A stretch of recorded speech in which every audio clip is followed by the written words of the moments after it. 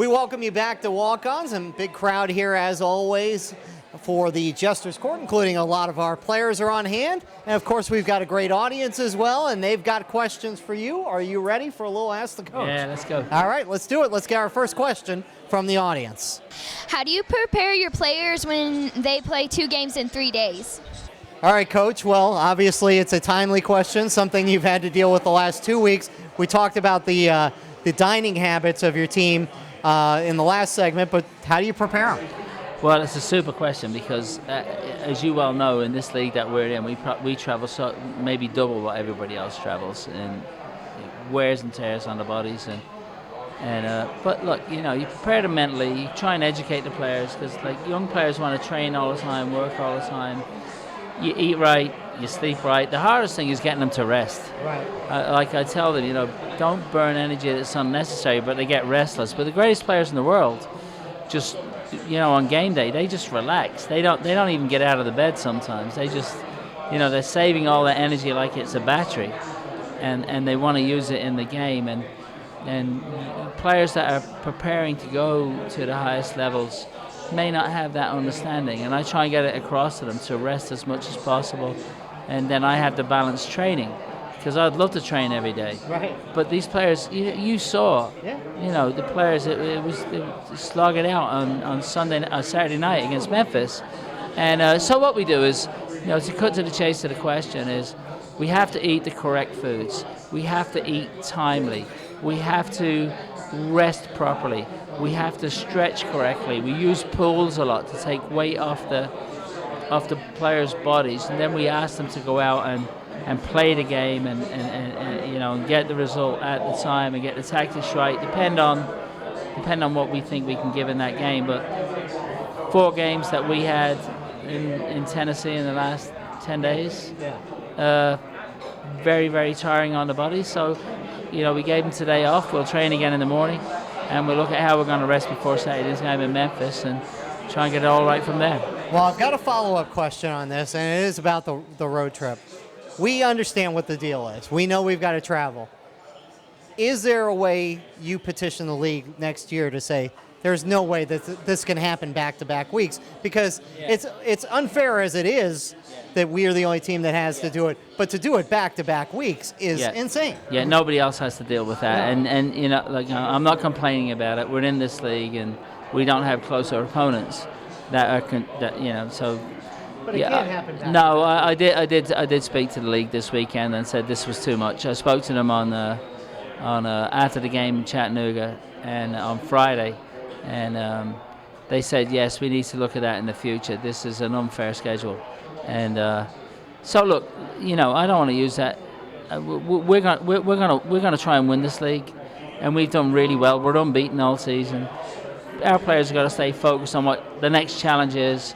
And whatever's thrown up against us, we got to overcome it and beat it. So let's get on that train of thought. Let's go to the Royal Carts Roundtable for our next question, and it's from Joey Maricoli, who wants to know what's the hardest part of having a road schedule like we had the last 2 weekends. Is it physical? Is it mental? Is it, Yeah, no.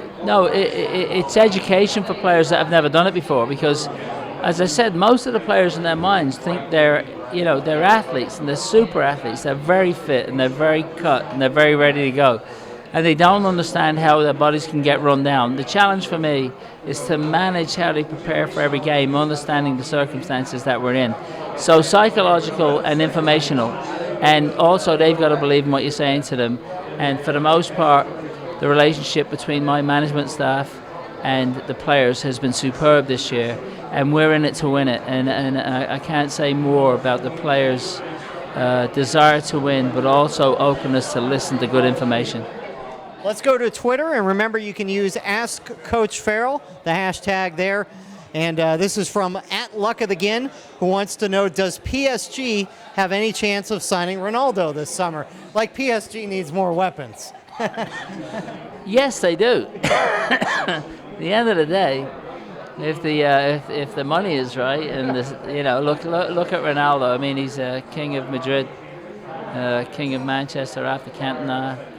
He's got to pick what city he wants to move to in the future if he wants to move, and figure out what what city he wants to be the king of, and if it's Paris, then which is one of the most beautiful and best cities in the world, then he can do that. So it is real.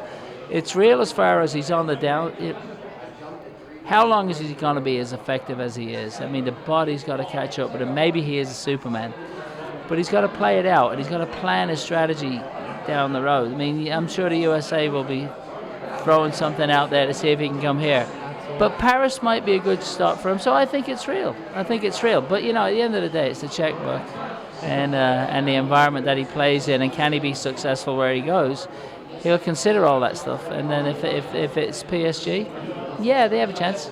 Must be nice to be able to pick where you want to go and get big checks to go there. His name is Cristiano Ronaldo. I think he has that. Yeah. I think he has that option. Exactly. We got another question coming up here from one of our young fans. Who do you think's going to win the Confederation Cup?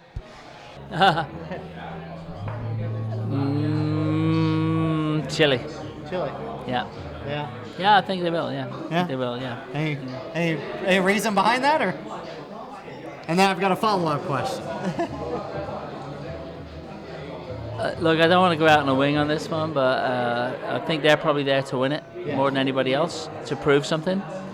They're very good, and you got some other teams that are not particularly there to win it. Like Are there Germany, that are there to prepare for next year's World Cup. Right. So, I mean, who am I to say?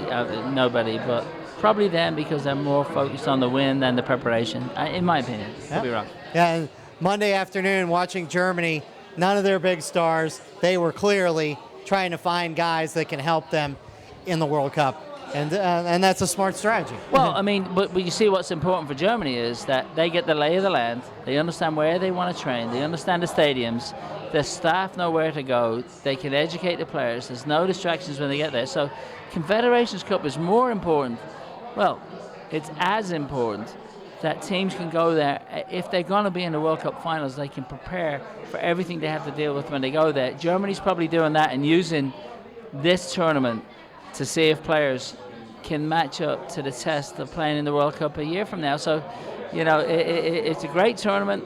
You should watch it, but people use it for different reasons. Well, we thank everyone for being part of the show, and coming up is our last part of the show, where we will be joking around with center back Adeolu, and we're going to find out who his celebrity crush is.